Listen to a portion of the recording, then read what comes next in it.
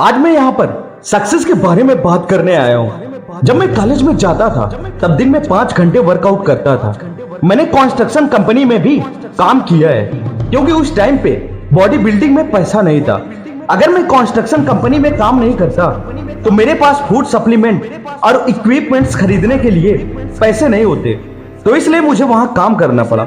उसके साथ ही मैं कॉलेज भी जाता था और जिम भी करता था और हफ्ते में 4 दिन नाइट्स में 8 से 12 बजे तक मैं एक्टिंग क्लासेस भी लेता था। और इतना सब कुछ करने के बावजूद भी मैंने 1 मिनट भी खाली टाइम निकाल कर रिलैक्स करने का बहाना नहीं बनाया। मैंने 1 सेकंड भी टाइम वेस्ट नहीं किया और यही कारण है कि आज मैं यहाँ पर खड़ा हूँ। 20 साल की उम्र में पहली बार मैं लंदन चला गया और मिस्टर यूनिवर्स कॉन्टेस्ट जीता, और वो भी as youngest contestant of Mister universe.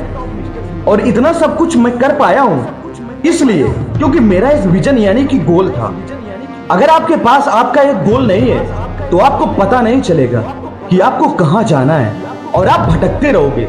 एक सर्वे के हिसाब से अमेरिका में 74% लोगों को अपनी जॉब पसंद नहीं है, क्योंकि वो जॉब इसलिए नहीं कर रहे हैं क्योंकि वो उनकी ड्रीम जॉब है या वो इस जॉब तक अपने फैशन को फॉलो करते हुए आए हैं। वो बिना किसी गोल के और बिना किसी डायरेक्शन के घूम रहे थे और सडनली उन्हें कहीं जॉब ओपनिंग दिखाई दी और उन्होंने वहां अप्लाई कर दिया और वो सिलेक्ट हो गए, क्योंकि उन्हें अपने बिल्स को पे करने के लिए काम तो करना ही। लेकिन जब उन्होंने काम करना शुरू कर दिया तो ये उनके लिए एक बोरिंग रूटीन बन गया, यानी कि उनको अनेक जॉब में मजा नहीं आ रहा था। अब क्या करेंगे ये लोग? सोच कर देखिए कि सिर्फ 26% लोग ही अपने काम को पसंद करते हैं और पूरे पैशन के साथ कर रहे हैं। लोग मुझसे पूछते थे कि जब वो मुझे घंटों तक हैवी वर्कआउट करते हुए देखते थे तो वे लोग मुझसे पूछते थे कि आप 5-5 घंटे वर्कआउट करते हो फिर भी आपके चेहरे पर हमेशा एक स्माइल दिखाई देती है, जबकि दूसरे लोग आप जितनी ही मेहनत करते हैं लेकिन उनके चेहरे पर 12 क्यों बज जाते हैं। तब मैं कहता था कि मुझे बस अपना टारगेट दिखाई देता था और मैं उस टारगेट को अचीव करने के लिए ये सब करता रहता हूँ और मुझे थकान नहीं होती बल्कि खुशी होती है, और इसलिए मेरे चेहरे पर हमेशा एक स्माइल दिखाई देती है। मेरे सामने मिस्टर यूनिवर्स का एक गोल था। मेरा हर रेप्यूटेशन और हर सेट ऑफ एक्सरसाइज मुझे उस गोल की तरफ एक स्टेप और पास ले जाता था। एक्साइटमेंट के कारण मैं रात को सो नहीं पाता था और सोचता था कि कब फिर से जिम जाकर वो 500 पाउंड स्क्वाट्स कर पाऊंगा। मैं एक्साइटेड रहता था हर दिन जिम जाकर वो 500 पाउंड बेंच प्रेस करने के लिए, और मैं फुल्ली चार्ज रहता था यह सोचकर कि कितनी जल्दी सुबह हो और मैं सिटअप्स करके 2000 रेपुटेशंस फिर से कर पाऊंगा। एक चीज मैं आपको बता दूं कि अपने गोल्स को विजुअलाइज करने से और उसके पीछे फोकस्ड तरीके से फॉलो करते रहने में एक तरह का मजा आने लगता है। फिर वो दौड़ भाग थकान नहीं मजा देने लगती है और आप थक नहीं सकते हैं। इसलिए लाइफ में एक पर्पस होना बहुत जरूरी है।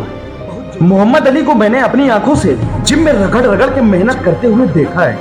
एक बार स्पोर्ट्स रिपोर्टर ने उन्हें जिम में सिटअप्स करते हुए देखा तो उन्होंने उनसे पूछा कि इन रूटीन कितने सिटअप्स कर लेते हैं। तो मोहम्मद अली ने जवाब दिया, वो सिटअप्स तब काउंट करना शुरू करता हूं जब बॉडी पेन यानी दर्द करने लगती है, और इसको बोलते हैं हार्ड वर्क। और हार्ड वर्क से कोई भी नहीं बच सकता। अगर वो लाइफ में कुछ करना चाहता है कोई फर्क नहीं पड़ता कि तुम कितने बड़े बाप की औलाद हो, और इसलिए रगड़ के मेहनत करो। कोई मैजिकल पिल नहीं है जिसे तुम खा लोगे, या कोई ऐसा सक्सेस का मंत्र नहीं है जिसे जप कर आप सफल व्यक्ति बन जाओगे। सफलता हासिल करने का कोई शॉर्टकट नहीं है और कोई मैजिक नहीं है, सिर्फ वर्क वर्क वर्क, यही एक सफलता प्राप्त करने का तरीका है। मुझे इतना गुस्सा आता है जब लोग मुझसे कहते हैं कि उनके पास टाइम नहीं है जिम जाकर सिर्फ 45 मिनट्स वर्कआउट करने का, या फिर एटलीस्ट ऐसा कोई 1 घंटा काम करने का जिससे वो मेंटली और फिजिकली इंप्रूव हो सके। इमेजिन करो कि आज से आप हिस्टोरी का सब्जेक्ट पढ़ना शुरू करते हो तो आप सोचो कि साल के 365 दिनों के बाद आप कितना कुछ सीख जाओगे, या और कोई भी सब्जेक्ट या टॉपिक जिसके बारे में आप पैशनेट हो उसे कॉन्सिस्टेंटली बिना बहाने बनाए 1 साल तक करते हैं या पढ़ते हो तो उसमें आप कितने ज्यादा अच्छे हो जाओगे। कोई भी बिजनेस जिसे आप डेवलप करना चाहते हो उस पर आप रोज सिर्फ 1 घंटा भी काम करते हो तो 1 साल बाद में वो कितना बड़ा बन जाएगा और आप उसमें कितना कुछ गेन कर सकते हो और वो आपको कितना दूर तक ले जा सकता है। और इसलिए ये चीज मुझे गुस्सा दिलाती है जब दिन में 24 घंटे होते हुए भी लोग कहते हैं कि उनके पास टाइम नहीं है। अगर आप 8 घंटे भी सोते हो और 10 घंटे भी कौन सा भी काम करते हो तो फिर भी 4 से 5 घंटे आपके पास बचते हैं। क्या करते हो उस टाइम पे? आप लोगों से मिलते हो, खाना खाते हो, एंटरटेनमेंट या कुछ और। पर यह आपको क्लियरली समझ आ रहा होगा कि कितना सारा टाइम 1 साल में हमारे पास निकल कर आता है। इसलिए आप अपना समय फालतू के काम करने में वेस्ट मत कीजिए। मुझे नफरत है प्लान बी से। मैं आपको बताता हूं क्यों। क्योंकि हमारे पास काम करने वाले कम और डाउट करने वाले ज्यादा हैं। लेकिन वो एक प्रॉब्लम नहीं है। पर प्रॉब्लम तब आती है जब हम खुद पर ही डाउट करने लग जाते हैं और हमें प्लान बी की जरूरत महसूस होने लगती है। यह चीज सबसे खतरनाक है क्योंकि अब आप यह कह रहे हो कि अगर मेरा प्लान ए काम नहीं करेगा तो मेरे पास बैकअप में प्लान बी होना चाहिए और मेरे पास है भी। यानी जैसे ही आपने प्लान बी के बारे में सोचना शुरू कर दिया तो आपकी एनर्जी और आपका टेंशन प्लान बी की तरफ डिवर्ट हो जाएगा और यह एक क्राइम है। क्योंकि अगर प्लान ए को करते हुए या करने से पहले ही प्लान बी के बारे में सोचने लग जाते हो तो आपका प्लान ए जरूर फेल हो जाएगा। क्योंकि प्लान ए में आपने अपना 100% दिया ही नहीं तो आपका प्लान ए फेल होगा और बिल्कुल हो सकता है। एक बात आज आप सीख लीजिए कि जब हम बिना सेफ्टी नेट के खेलते हैं तो हम ज्यादा अच्छा परफॉर्म करते हैं और हम पर एक प्रोडक्टिव प्रेशर होता है जो हमें अपना 100% देने के लिए मजबूर करता है। इसलिए अगर आपके पास प्लान बी है आप खुश मत हो कि अगर मेरा प्लान ए फेल हो जाता है तो मैं सेफ हूं क्योंकि मेरे पास प्लान बी है और उस पर काम करना शुरू कर दूंगा। और ये अच्छी बात नहीं है। इस एटीट्यूड के साथ काम करने से आपका प्लान बी फिर से प्लान ए हो जाएगा जो कि फिर से फेल हो जाएगा। मैं आपको बता रहा हूं कि मेरी लाइफ में कभी भी प्लान बी नहीं था। मैंने अपनी commitment full time body building champion बनने में दे दी थी। उसमें सफल होने के बाद मैंने फुल कमिटमेंट दी थी मैं शो बिजनेस यानी कि फिल्म में आऊंगा, वो भी लीडिंग रोल में। मैं हार्ड वर्क तब तक करूंगा जब तक कि मैं अपने गोल्स को अचीव नहीं कर पाता।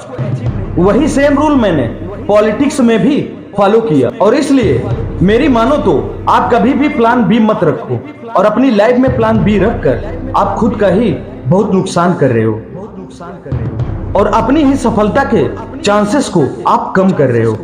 और क्या आपको पता है कि लोग क्यों प्लान बी रखते हैं? क्योंकि उन्हें डर लगता है कि अगर मेरा प्लान ए फेल हो गया तो मैं क्या करूंगा। एक बात मैं आपको बता दूं कि हारने से कभी मत डरो क्योंकि फेल होने में कोई बुराई नहीं है। बड़े से बड़ा आदमी जिसके बारे में आप लोगों ने सुना हुआ है वो कई बार फेल होने के बाद वहां पर पहुंचा है जहां वो आज है। अगर आपको सफलता की सीढ़ियों पर चढ़ना है तो आपको फेल होना ही पड़ेगा। ऐसा कोई सफल इंसान नहीं है जो फेल नहीं हुआ है।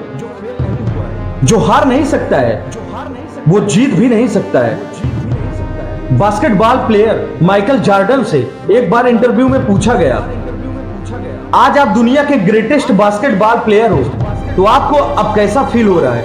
माइकल जॉर्डन ने कहा कि वेल, आप मेरी सफलता के बारे में बात कर रहे हो लेकिन आप मेरी फेलियर का जिक्र नहीं किया। लेकिन मुझसे पूछो तो मैंने ग्रेटेस्ट बास्केटबॉल प्लेयर बनने से पहले NBA गेम्स खेलते हुए 9000 शॉट्स मिस किए हैं। क्या आप इमेजिन कर सकते हो? तो क्या वो फेलियर थे? नहीं, वो उस वक्त even all time greatest basketball player है। जितने बड़े फेलियर होंगे उतनी बड़ी सक्सेस होगी। हम सब फेल होते हैं, इट्स ओके। हारने के बाद फिर से खड़ा ना होना ये ओके नहीं है। फिर से फेल होने के डर से फिर से एफर्ट्स नहीं लगाना ये ओके नहीं है। खुद की किस्मत और दूसरे को ब्लेम करना ये ओके नहीं है। अपने वीक पॉइंट्स पर काम करना ये ओके नहीं है। सेम गलती फिर से करना ये ओके नहीं है। ऐसा आदमी लूजर होता है और विनर्स फेल होते हैं और फिर से उठते हैं और कभी फिर से उठने में कभी फेल नहीं होते और वही असली विनर होते हैं। मैं खुद बॉडी बिल्डिंग के कंपटीशन में फेल हुआ हूँ और पावर लिफ्टिंग कंपटीशन में फेल हुआ हूँ और मैंने ऐसी मूवी भी की हुई है जो किसी ने भी नहीं देखी है, जो बकवास थी, क्योंकि उस पर बकवास रिव्यूज मिले हुए थे। मैं इलेक्शन में बहुत बार बुरी तरीके से हारा हुआ हूं और मेरी अप्रूवल रेटिंग्स कैलिफोर्निया में 28% तक नीचे आ गई थी और फिर से रेटिंग ऊपर आ गई और मैंने गवर्नरशिप जीत ली। सब हारते हैं, इट्स ओके। इसलिए मैं कहता हूं कि हारने से मत डरो, क्योंकि हारने की चिंता करोगे तो वहीं पर ही रुक जाओगे। हमेशा टेंशन में रहोगे और अच्छे निर्णय नहीं ले पाओगे और अपने काम पर फोकस्ड नहीं रह पाओगे और इसकी वजह से लाइफ में कहीं पर भी नहीं पहुंच पाओगे। हारने के डर से वो आप कभी नहीं कर पाओगे जो आप करना चाहते थे। So relax if you fail, लेकिन फिर से अपनी जान लगा दो और जो भी आपके पास है वो सब लगा दो। आज नहीं तो कल, देर से ही सही, लेकिन सक्सेस को तुमसे कोई अलग नहीं कर सकता। अगर ये मोटिवेशनल स्टोरी आपको पसंद आई है तो चैनल को सब्सक्राइब जरूर करिएगा। धन्यवाद।